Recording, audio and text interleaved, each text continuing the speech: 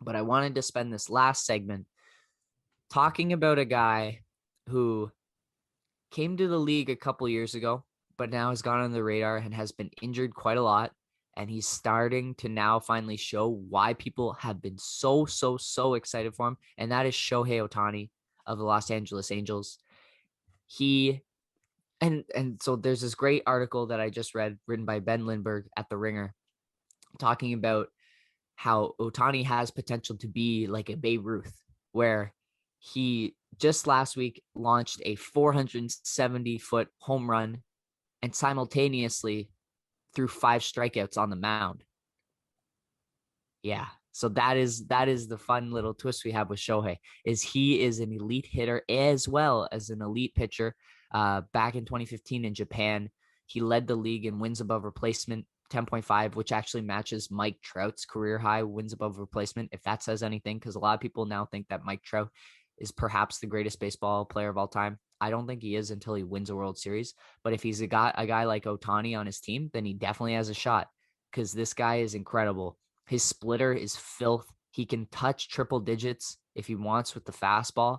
And the fact that he can also step up to the plate and just yam home runs makes him super exciting and definitely someone to follow.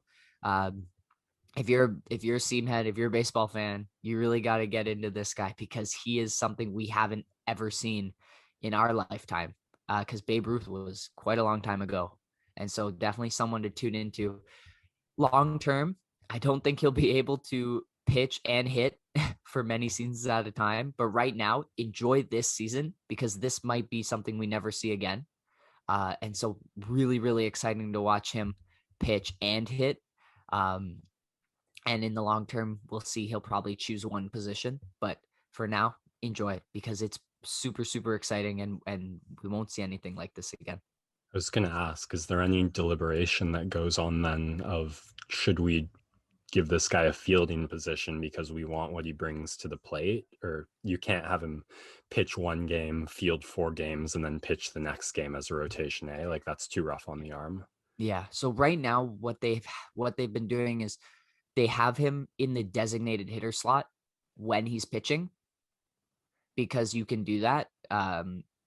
Now in the National League, both leagues have now gone to a designated hitter, which means you can add an extra bat to your lineup. But if you want, you can have the pitcher there, and that's what the Angels are doing.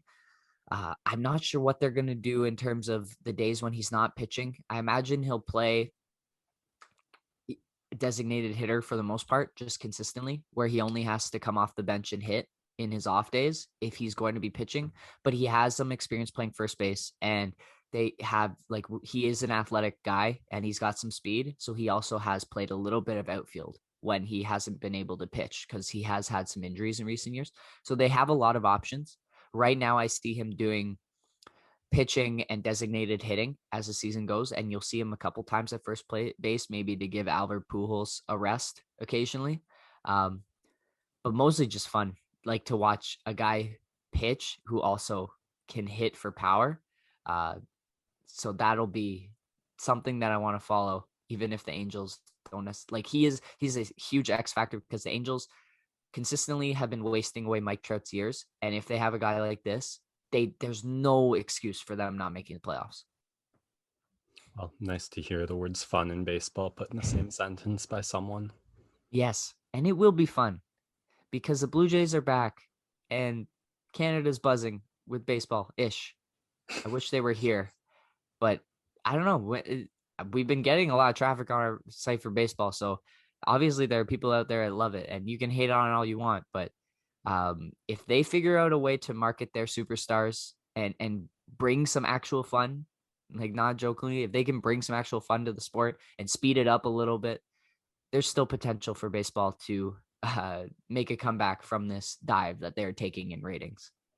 That's what I saw some headline at some point over the past couple weeks or month just about the strikeout rate being like ridiculously higher and increasing over the last years, and just like the hitting percentage has gone way down, and that seems to be a part of it.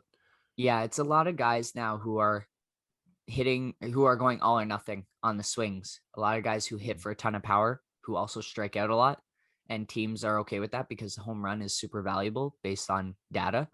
And so you've got a lot of guys, and I think they should really just juice the baseballs a little bit, change the makeup a little bit so that they launch, because there's going to be a lot of home runs this year, but there are also going to be a lot of strikeouts. So that is what baseball is slowly going towards, which is why I'm excited about the Jays, because I think they have a little bit of that, but they also have some guys who keep the lineup moving and get hits rather than trying to go yard, which was what the downfall of the Jays of 2015-16. Yes, definitely a factor, but mostly it's just the length of the game is something they still need to continually figure out. And when they went to 7-inning games for double headers last summer, something they tried out in a shortened season, people really seem to enjoy that. I love the 7 innings. It's a lot more easily digestible. So something they should consider moving forward.